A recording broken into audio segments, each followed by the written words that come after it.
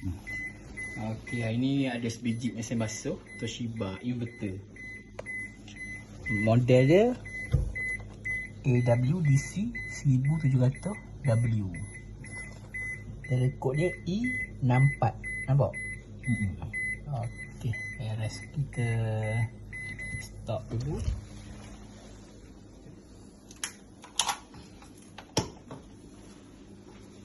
Sini.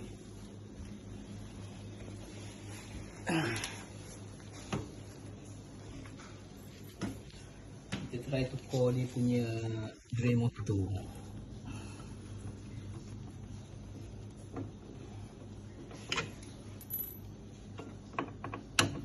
Biasanya kalau Toshiba, drain motor dia yang bermasalah. Jadi kita kena tukar yang ni dulu.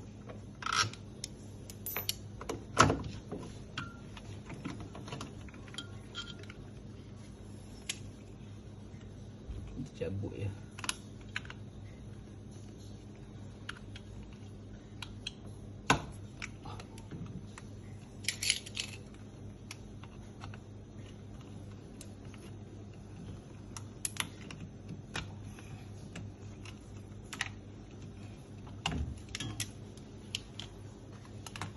Ni yang baru, kita pasang balik yang ni.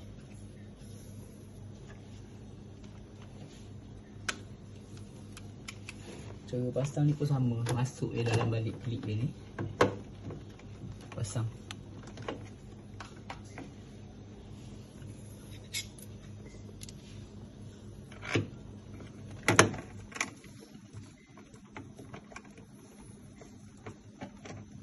Pekot dulu ni.